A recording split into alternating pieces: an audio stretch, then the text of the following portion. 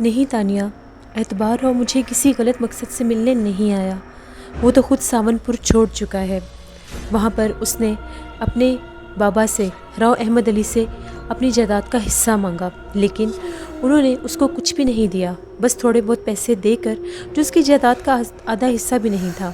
اس کو کہا کہ تم جانا چاہتے ہو تو یہاں سے جا سکتے ہو۔ اعتبار راؤ یہاں لاہور میں ہی رہتا ہے، سمنا آباد میں اس کا ایک گھر ہے اور اس نے ایک سینما ہال خریدا ہوا ہے۔ اس کے علاوہ اس کا اور بھی کاروبار ہے۔ وہ مجھ سے بہت محبت سے ملا، مجھے اس کے لہجے میں کوئی بھی بناوٹ نظر نہیں آئی، لیکن پھر بھی میں اس کی طرف سے چکنا رہوں گا۔ دیکھو تانیہ، اگر کبھی وہ تمہارے سامنے آئے یا ملنے آئے تو اسے بدتمیزی مت کرنا۔ بھائی آپ جو کچھ مرضی کہیں، جو کچھ بھی ہمارے امی ابو کے ساتھ ہوا، ہمارے گھر کے ساتھ ہوا، آپ کے ساتھ ہوا، میرے ساتھ ہوا، میں وہ کبھی بھی نہیں بھول سکتی۔ لیکن آپ جو کہہ رہے ہیں میں اس کے بارے میں ضرور کوشش کروں گی۔ بھائی اب میں چلتی ہوں، مجھے دیر ہو رہی ہے، مجھے آرٹ گیلری بھی پہنچنا ہے۔ تبھی تانیہ وہاں سے نکلی اور آرٹ گیلری جانے کے لیے جیسے ہی آرٹ گیلری پہنچی، وہاں پر جا کر تانیہ کینوس کے اوپر کوئی اسکیچ بنا رہی تھی۔ تبھی ریسیپشن سے ایک آدمی آیا اور آ کر یہ کہنے لگا، میم آپ سے ملنے کوئی آیا ہے۔ کون آیا ہے مجھ سے ملنے؟ تبھی اس نے یہ کہا، کوئی آدمی ہے آپ سے ملنا چاہتے ہیں۔ نام نہیں بتایا انہوں نے؟ نہیں، اپنا نام نہیں بتایا انہوں نے۔ ٹھیک ہے بھیج دو۔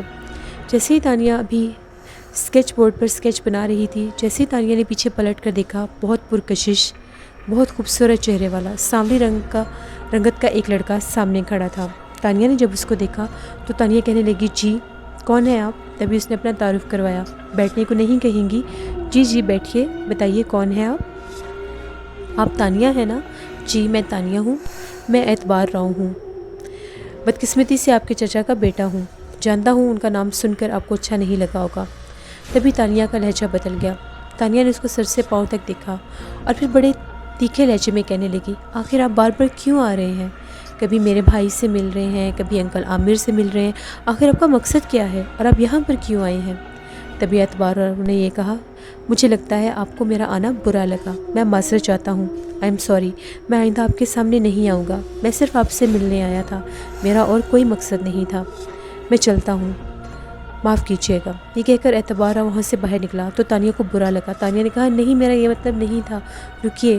تانیہ اس کے پیچھے بھاگی لیکن اس نے ایک نہ سنی۔ وہ آرٹ گیلری سے باہر نکلا، اپنی گاڑی میں بیٹھا اور سیدھا وہاں سے چلا گیا۔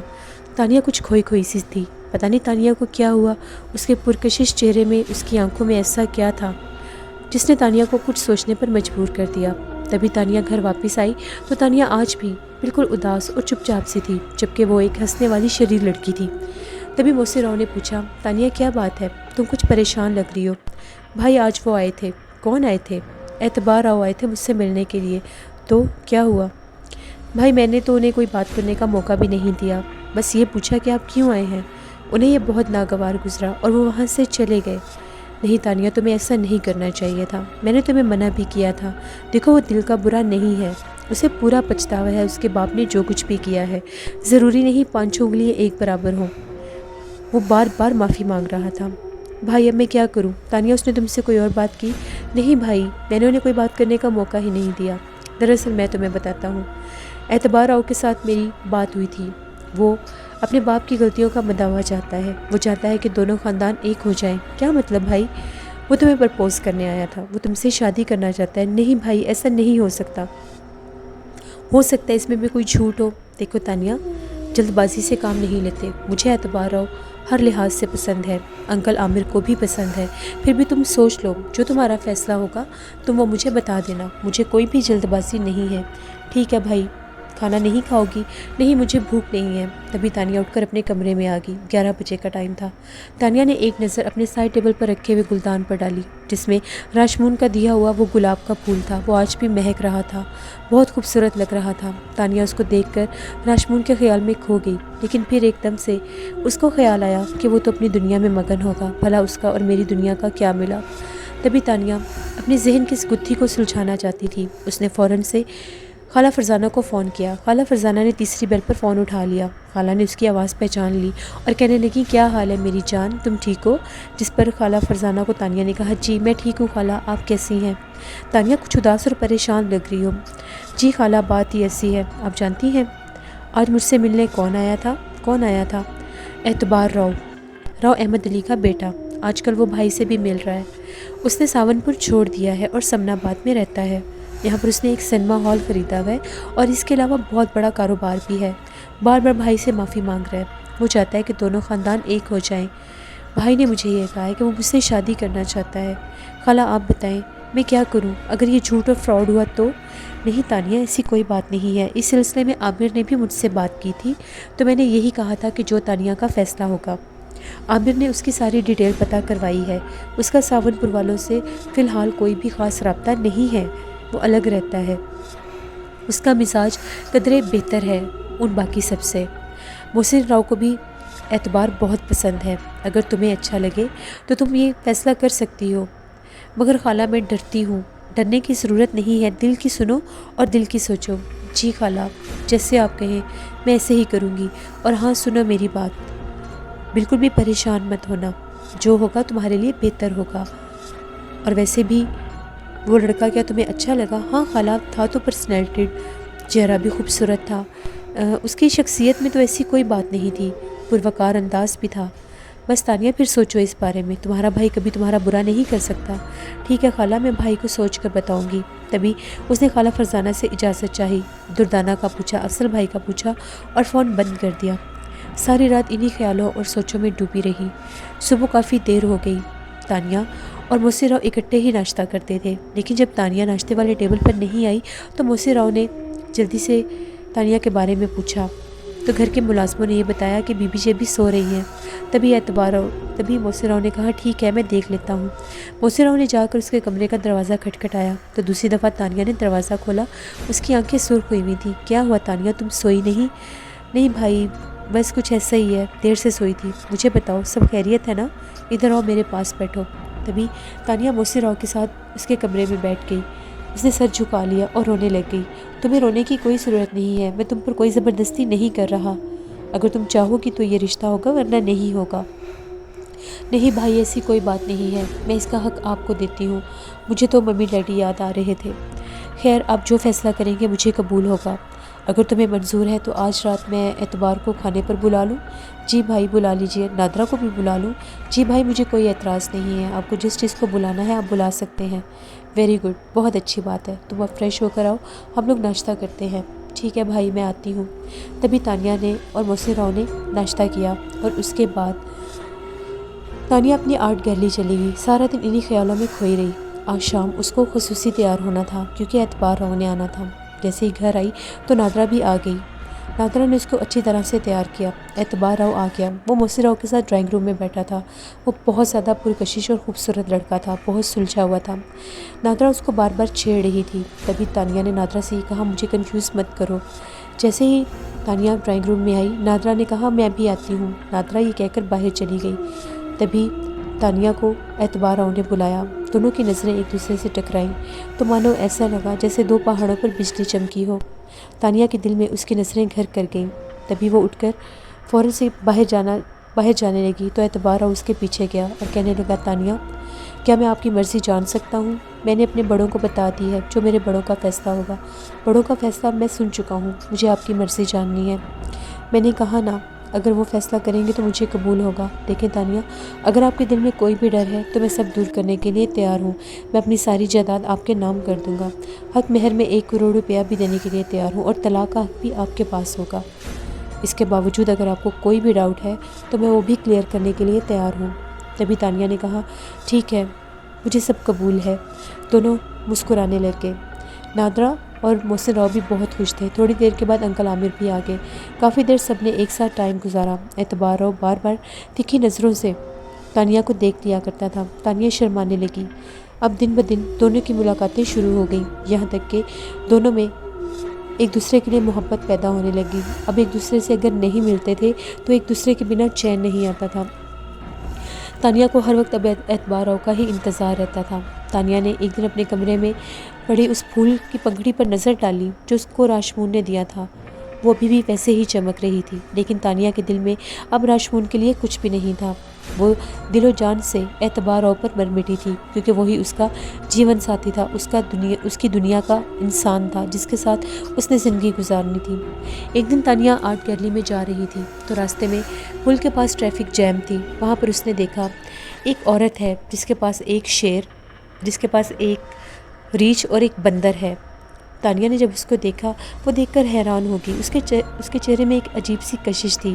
تانیہ نے اس کو اپنے پاس بلایا اور کہا کہ اس تماشا دکھانے کے کتنے پیسے لیتی ہو؟ جس پر اس نے یہ کہا صرف 100 روپیہ لیتی ہوں۔ تبھی تانیہ نے کہا یہ لو پکڑو 100 روپیہ، اور سنو میری بات، کل 4 بجے اس پتے پر آ جانا۔ میں تمہاری اور تمہارے ان دونوں جانوروں کی تصویر اتارنا چاہتی ہوں، تم آؤ گی نا؟ پورے 500 روپے دوں گی۔ اس نے کہا جی بی بی، میں ضرور آؤں گی۔ دوسرے دن تانیہ اس کے انتظار میں ابھی گھر پر ہی تھی۔ آج محسن راؤ نے بھی ریسٹورانٹ دیر سے جانا تھا۔ وہ دوپہر کا کھانا کھا کر گھر سے چائے پی کر ریسٹورانٹ جاتا تھا اور پھر دیر رات کے وہیں پہ رہتا تھا۔ ابھی محسن راؤ اپنے گھر پر ہی موجود تھا۔ دروازے پر بیل ہوئی۔ جیسے ہی گارڈز نے دیکھا تو ایک عورت تھی جس کے ساتھ ایک ریچھ اور ایک بندر تھا۔ اس نے یہ کہا مجھے میم صاحب نے بلایا ہے۔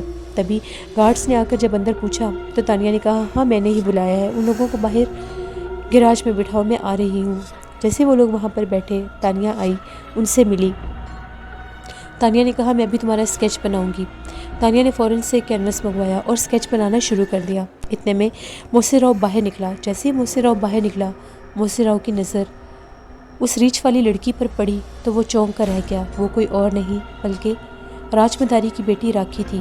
جیسے ہی راکھی نے محسن راؤ کو دیکھا، وہ سب کچھ بھول گئی اور بپری ہوئی شیرنی کی طرح اس نے اپنے کپڑوں میں سے ایک چاقو نکالا اور محسن راؤ پر وار کرنا چاہا۔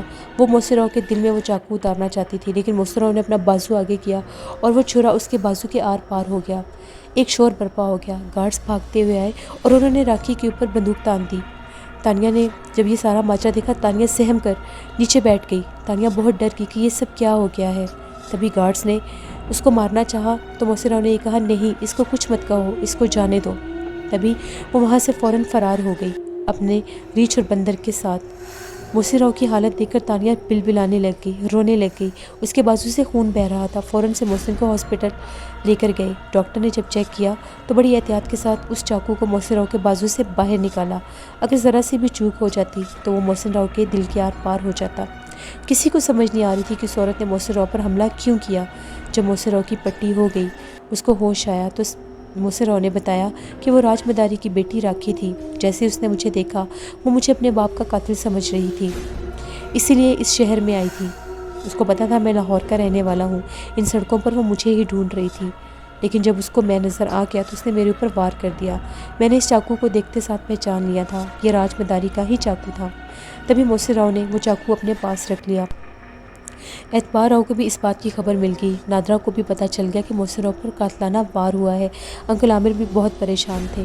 تانیہ کا رو رو کر برا حال تھا کہ میری وجہ سے میرے بھائی پر اتنی تکلیف آئی، لیکن محسن راؤ نے تانیہ سے کہا اس میں تمہارا کوئی قصور نہیں ہے، تم نے تو صرف اس کی تصویر بنانے کے لیے اس کو بلایا تھا، بھلا تم کیسے جان سکتی تھی کہ وہ کون ہے؟ پھر بھی تانیہ نے کہا بھائی میں اس کو کبھی معاف نہیں کر سکوں گی۔ نادرا نے کہا اگر میرے سامنے وہ آئے تو میں اس کو فوراً چیر پھاڑ دوں، گولیوں سے چھنی کر دوں۔ تبھی محسن راؤ نے کہا نہیں تانیہ، ایسا کچھ بھی کہنے کی ضرورت نہیں ہے، وہ تو پہلے ہی حالات کی ماری ہوئی ہے، چھوڑو، ہمیں کسی سے کیا لینا۔ تبھی محسن راؤ گھر آ گیا۔ اعتبار راؤ اب اس کشمکش میں تھا کہیں محسن راؤ پر میرے باپ نے حملہ تو نہیں کروایا۔ تبھی اعتبار راؤ نے انکل عامر سے پوچھا تو انکل عامر نے بتایا کہ اب محسن خطرے سے باہر ہے۔ اعتبار راؤ شرمندہ ہوتے ہوتے جب شام کو گھر آیا تو وہ محسن راؤ سے نظریں نہیں ملا پا رہا تھا۔ تبھی محسن راؤ نے کہا اس میں تمہارا کوئی قصور نہیں ہے، نہ ہی تمہارے والد کی طرف سے یہ سب ہوا ہے، یہ سب تو کوئی اور کر کے گیا ہے، یہی مان لو کہ میری اپنی دشمنی تھی۔ تبھی اعتبار راؤ کو کچھ سکون ملا اور اس نے محسن راؤ سے نظریں ملائیں۔ تانیہ بھی وہیں پر تھی۔ تانیہ نے بھی اس کی طرف دیکھا، دونوں خوش ہو گئے۔ رات کافی ہو رہی تھی۔ اعتبار راؤ نے اجازت لی اور وہاں سے نکل پڑا۔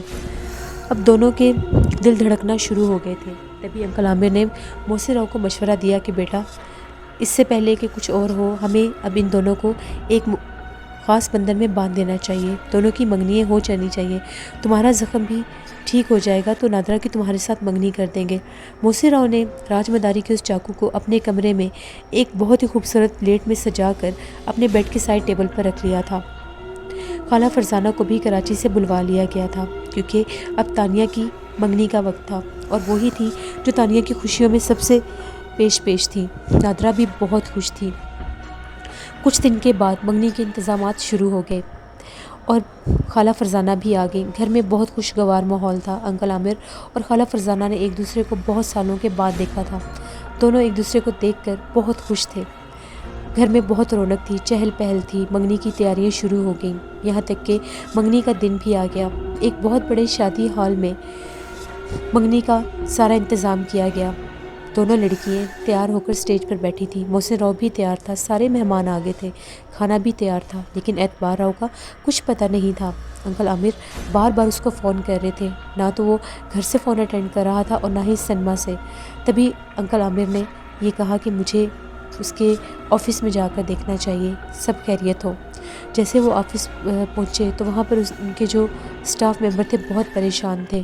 ان لوگوں نے انکل عامر کو بتایا کہ اعتبار راؤ جب یہاں سے نکل رہے تھے تو سامنے سے ایک جیپ آئی اور اس جیپ میں زبردستی ان کو اٹھا کر لے گئی۔ ہمیں کچھ سمجھ نہیں آ رہی کہ ان کو کس نے کڈنیپ کیا ہے۔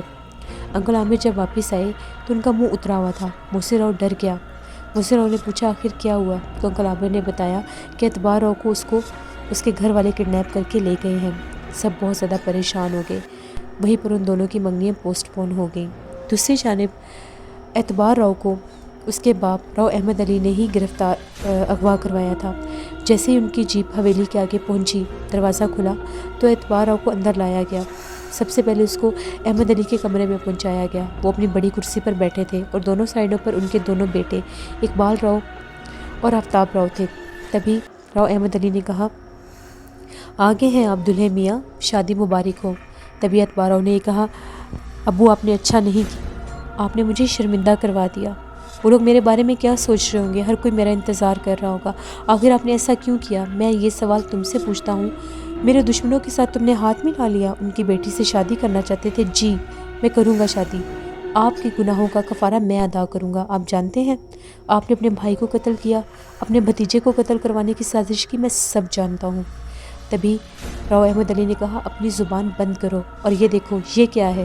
تمہیں شرم نہیں آتی؟ میرے بیٹے ہو کر تم ساری جائیداد اس لڑکی کے نام کرنا چاہ رہے ہو جس کے باپ کا بھی پتہ نہیں ہے؟ میں جانتا ہوں وہ میرے تایا ابو کی بیٹی ہے، اسی لیے اس کی شکل تائی اماں سے ملتی ہے۔ اچھا اب وہ تمہارا تایا ابو ہو گیا؟ لو سن لو اس کی باتیں۔ یہ حق مہر میں 1 کروڑ روپیہ اپنی ساری جائیداد بھی اسے دے رہا ہے، یہاں تک کہ طلاق کا حق بھی اسے دے رہا ہے۔ یہ پاگل ہو گیا ہے، اس کو قید کر دو۔ یہ اپنے کمرے سے باہر تب تک نہیں نکلے گا جب تک اس کے سر سے اس منگنی کا بھوت نہیں اتر جاتا۔ تبھی اعتبار راؤ نے کہا میرا فیصلہ اٹل ہے، میں شادی کروں گا تو تانیہ سے، ورنہ کسی سے نہیں۔ تبھی راؤ احمد علی نے کہا اس سے پہلے کہ میں اپنا ضابطہ کھو بیٹھوں، اس کو کمرے میں لے جاؤ، اس سے فون چھین لو، اس کے کمرے میں کوئی بھی نہیں جائے گا، کمرہ باہر سے بند کر دو، یہ کسی کے ساتھ رابطہ نہیں کرے گا، یہ قید رہے گا۔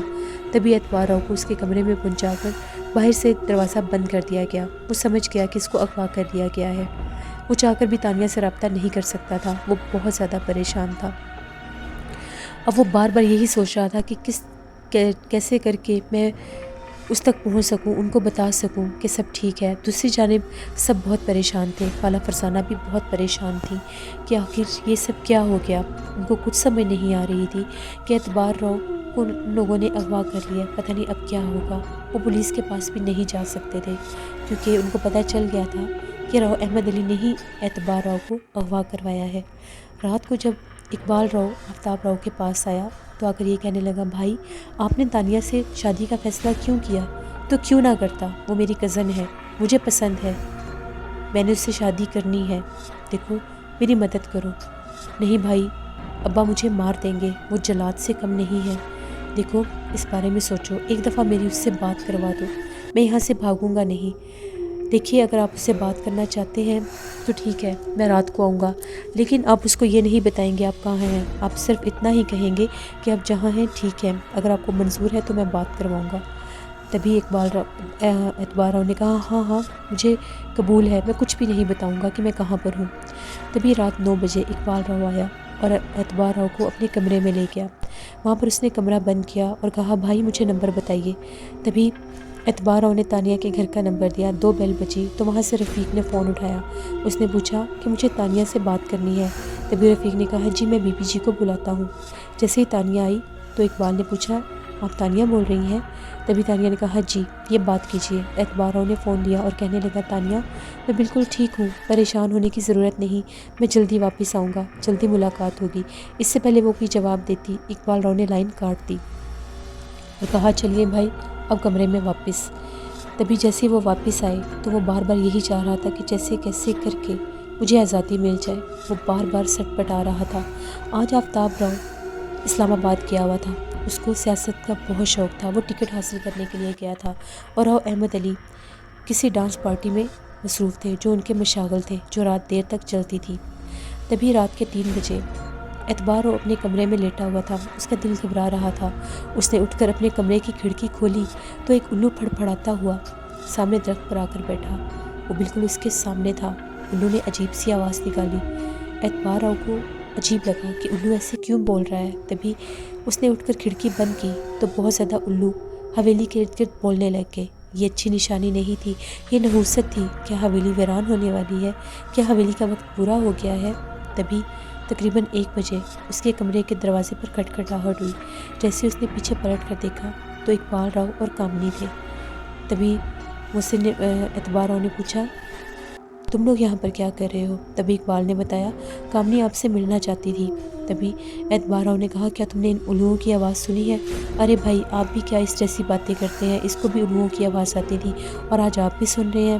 یہ سب کہاوتیں بنی ہوئی ہیں، ایسا ویسا کچھ بھی نہیں ہے۔ تبھی کامنی نے جال پھینکنا شروع کیا اور کہا میں بہت خوش ہوں آپ شادی کر رہے ہیں، بھلا میں کیسے خوش نہیں ہوں گی، لیکن آپ یہاں سے نکلیں گے تو ہی شادی ہوگی نا۔ تبھی اعتبار راؤ نے کہا ہاں کامنی اقبال راؤ کو سمجھاؤ مجھے یہاں سے نکال دے، میں آزاد ہونا چاہتا ہوں۔ ٹھیک ہے بھائی اگر آپ آزاد ہونا چاہتے ہیں تو یہ تو لین دین کا وقت ہے، آپ اپنی جائیداد کا حصہ ہمیں دے دیں، ہم آپ کو آزادی دے دیں گے۔ کیا سچ مچ ایسا ہو سکتا ہے؟ اقبال راؤ نے کہا کیوں نہیں ہو سکتا بھائی، دیکھیں نا ہمارے بھی بچے ہیں، ان کا مستقبل سوچنا ہے، اور جیسا آپ نے بتایا تھا کہ تانیہ کو دولت جائیداد کی ضرورت نہیں ہے، اگر آپ دولت جائیداد کا حصہ ہمیں دے دیتے ہیں تو ہم آپ کو اس کے بدلے لاہور پہنچا دیں گے۔ تبھی اعتبار راؤ نے کہا ٹھیک ہے میں تیار ہوں، میں تمہیں اپنی جائیداد کا حصہ دینے کے لیے تیار ہوں، لیکن میں وہ جا کر لاہور سائن کروں گا، مجھے تم لوگوں پر یقین نہیں۔ تبھی اقبال راؤ نے کہا اگر آپ بدل گئے تو میں زبان سے بدلنے والا نہیں ہوں، میں تمہیں اپنا حصہ دے دوں گا، تو ٹھیک ہے بھائی 4 بجے آپ تیار رہیے گا، میں آ جاؤں گا۔ محسن راؤ کو شدت سے انتظار تھا کہ کب رات کے 4 بجیں گے۔ راؤ احمد علی اپنے کاموں میں مصروف تھے اور آفتاب وہاں پر تھا نہیں۔ آج اقبال راؤ کے پاس پورا موقع تھا۔ تبھی 4 بجے اس نے دروازہ کھولا اور کہا بھائی آ جائیے، حویلی کے پچھلے دروازے پر جیپ تیار ہے۔ جیسے وہ جیپ میں آیا تو اعتبار راؤ نے پوچھا کہیں ابو کو تو پتہ نہیں چلے گا؟ اس نے کہا نہیں، وہ اپنی محفلوں میں مصروف ہے، کسی کو کچھ پتہ نہیں چلے گا، ویسے بھی کامنی نے پیچھے ساری ذمہ داری سنبھال لینی ہے۔ چلیے جیسے وہ لاہور پہنچے وہاں پر اعتبار راؤ نے اپنے گھر سمن آباد میں بیٹھ کر اپنی جائیداد کے کاغذات پر سائن کر دیے اور اقبال راؤ بڑی خوشی سے واپس آ گیا۔ اقبال راؤ نے واپس آ کر پوچھا کامنی سے سب خیریت ہے نا؟ تبھی کامنی نے کہا ہاں سب ٹھیک ہے، ابھی بھی آفتاب واپس نہیں آیا اور راؤ احمد علی رات کو 3 بجے فری ہو کے اپنے کمرے میں چلے جائیں گے۔ ٹھیک ہے آج ان سے بھی 2 ٹوک بات ہو جائے گی۔ دوسری جانب اعتبار راؤ سب سے پہلے محسن راؤ کے پاس آیا اور آ کر سارے واقعات بتائے اور یہ بھی بتایا کہ میں جائیداد کا حصہ دے آیا ہوں۔ سب نے کہا ہمیں جائیداد کی ضرورت نہیں، بس تم آ گئے ہو ہم خوش ہیں۔ اعتبار راؤ نے معافی مانگی نادرہ سے کہ میری وجہ سے یہ فنکشن جو تھا ملتوی ہو گیا، جس پر نادرہ نے کہا نہیں نہیں معافی کی ضرورت نہیں ہے، آپ خیریت سے واپس آ گئے ہیں یہی کافی ہے۔ تانیہ نے جب اعتبار راؤ کو اکیلے دیکھا تو فوراً سے اس کے سینے سے لگ گئی اور کہا پلیز مجھ سے اب کبھی دور نہ جانا۔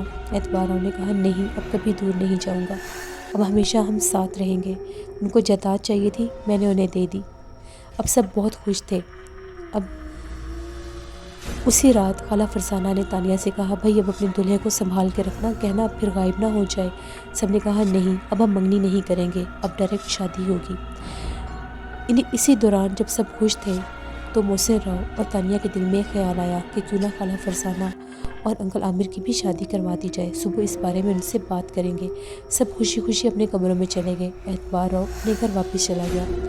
سب رات کو بہت خوش تھے، لیکن جیسے ہی صبح ہوئی تانیہ کا منہ بہت لٹکا ہوا تھا۔ تانیہ نے آ کر سب کو بتایا کہ میں نے رات کو دادا عظیم کو خواب میں دیکھا ہے۔ وہ ایک کرسی پر بیٹھے تھے اور بہت چلا کر کہہ رہے تھے، اس فساد کی جڑ کو گھر سے نکال دو ورنہ خون خرابہ ہوگا، خون کی ندیاں بہیں گی۔ تبھی میرے اوپر ایک ریچھ نے حملہ کر دیا، بھائی میری آنکھ کھل گئی۔ سب پریشان تھے، آخر یہ کس طرف اشارہ ہے؟ موسی راؤ کو تھوڑا سا خیال آیا، ہو سکتا ہے میرا شک غلط ہو، لیکن رکیے میں ابھی آتا ہوں۔ جیسے موسی راؤ اپنے کمرے میں گیا، راج مداری کے چاقو کے اوپر خون لگا ہوا تھا۔ موسی راؤ نے سب کو بلایا، رفیق کو بلایا اور پوچھا، اس سے تم نے کچھ کاٹا ہے؟ تبھی رفیق نے کہا، نہیں صاحب، ہم نے تو اس کو ہاتھ بھی نہیں لگایا۔ تبھی موسی راؤ نے کہا، اس کو احتیاط سے اٹھا کر باہر لے آؤ۔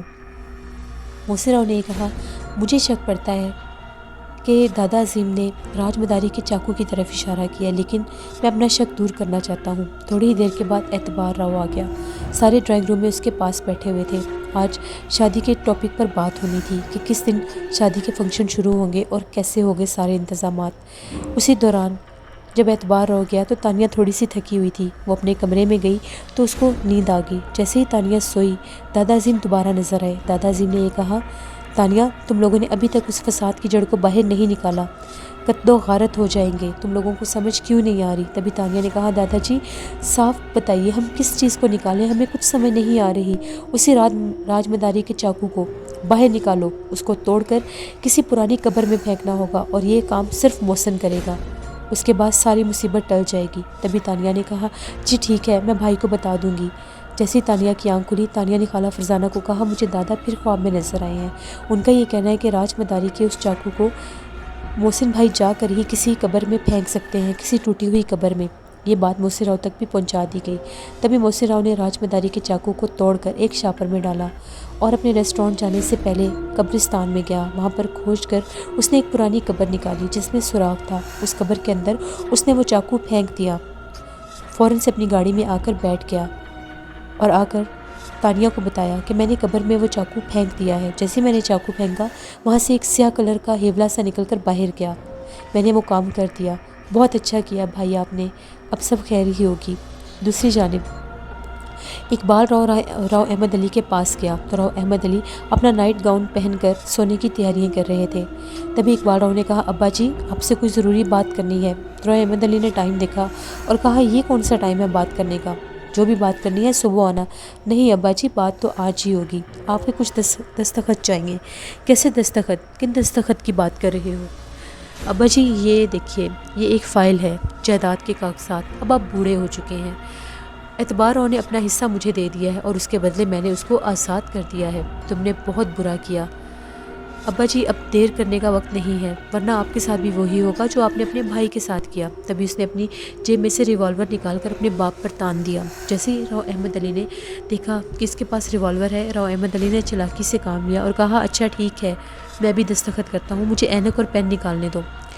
تبھی اقبال راؤ نے کہا، جی ٹھیک ہے، نکال لیجئے۔ جیسے ہی راؤ احمد علی نے دراز کھول کر اس میں سے پین اور اینک نکالنی چاہی، سب سے پہلے اس نے وہاں پر ایک ڈیوائس سے 3 بٹن دبائے اور ڈرا کو بند کر دیا اور آ کر اپنی کرسی پر بیٹھ گیا۔ ابھی وہ پین کھول ہی رہا تھا کہ دروازہ ایک دم سے کھلا اور اس کے پیچھے 4 گارڈز تھے جن کے پاس جدید اسلحہ تھا۔ ان لوگوں نے اقبال راؤ کے اوپر فوراً سے اسلحہ تان دیا اور کہا کہ ہتھیار پھینک دو ورنہ ابھی بھون دیں گے۔ تبھی اقبال راؤ کے چکے چھوٹ گئے کہ میرے باپ نے ایک ریزرو فورس رکھی ہوئی تھی جس کا بٹن دبا کر اس نے فوراً بلا لیا، اس کی چال اس پر الٹی پڑ گئی۔ تبھی راؤ احمد علی نے کہا، اس نمک حرام کو جا کر قید کر دو، اس کا فیصلہ میں صبح کروں گا۔ اقبال راؤ چیختا رہ گیا، مجھے معاف کر دیجیے، مجھ سے غلطی ہو گئی، میں آئندہ ایسا نہیں کروں گا۔ لیکن راؤ احمد علی نے کوئی بات نہیں سنی، وہ ایک عیار آدمی تھا، ایک لومڑی صفت آدمی۔ تبھی اس نے وہ رات سو کر گزار دی۔ صبح اس نے اپنے ایک خاص ملازم کو کسی سپیرے کو بلانے کے لیے کہا کہ جاؤ ایک سپیرے کو بلا کر لاؤ، اقبال راؤ کا آج کام تمام کرنا ہے، سانپ بھی مر جائے گا اور لاٹھی بھی نہیں ٹوٹے گی۔ تبھی تھوڑی دیر کے بعد ملازم آیا اور آ کر یہ کہنے لگا، صاحب وہ آ گیا ہے۔ کون آ گیا ہے؟ صاحب سرخ مورتی سپیرا، بہت بڑا سپیرا ہے اور اس کے پاس سارے زہریلے سانپ ہیں، ٹھیک ہے اس کو بلاؤ۔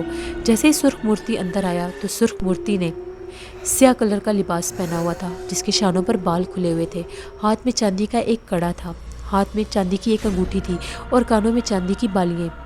اس نے جیسے ہی راؤ احمد علی کو دیکھا اس کی آنکھیں چمک اٹھی۔ راؤ احمد علی نے کہا، ہاں ٹھیک ہے، تمہیں ساری بات سمجھا دی ہے نا، کام ہونا چاہیے۔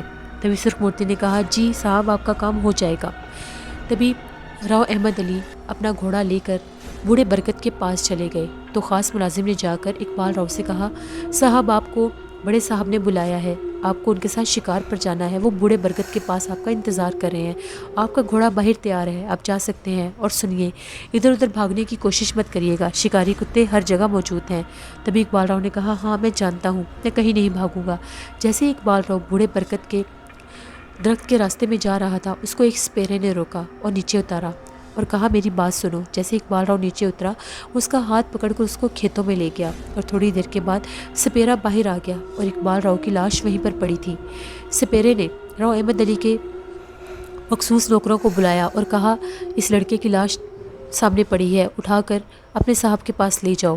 یہ کہہ کر سپیرا اس سے پہلے وہاں سے جاتا سپیرا فوراً سے املی کے درخت کے اوپر چڑھ کر بیٹھ گیا۔ تبھی راؤ احمد علی آیا، اس کو خبر مل گئی تھی کہ راؤ اقبال کو سانپ نے ڈس لیا ہے۔ وہ شور مچاتا سینہ کو بھی کرتا ہوا کھیت کی طرف بھاگا۔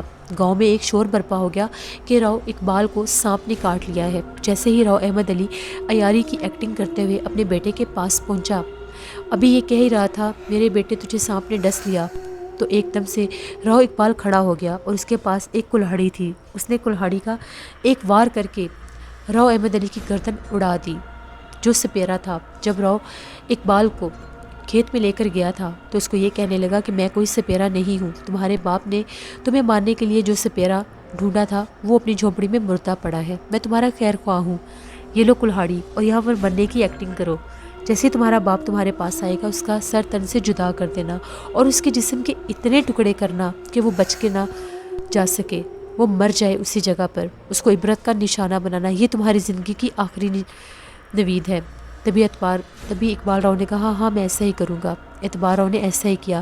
جیسے ہی اس نے اس کے جسم کے ٹکڑے ٹکڑے کیے، آفتاب راؤ کے پاس بھی خبر پہنچ گئی کہ اقبال راؤ مارا گیا ہے۔ وہ بہت خوش تھا، اس کے راستے کا ایک اور پتھر نکل گیا، اب صرف اور صرف اس کا باپ رہ گیا تھا، اس کو بھی وہ کبھی نہ کبھی ٹکانے لگا ہی دیتا۔ جیسے وہ اپنی جیپ سے اترا تو وہ سامنے کیا منظر دیکھتا ہے کہ اقبال راؤ اس کے باپ کے جسم کے ٹکڑے کر رہا ہے۔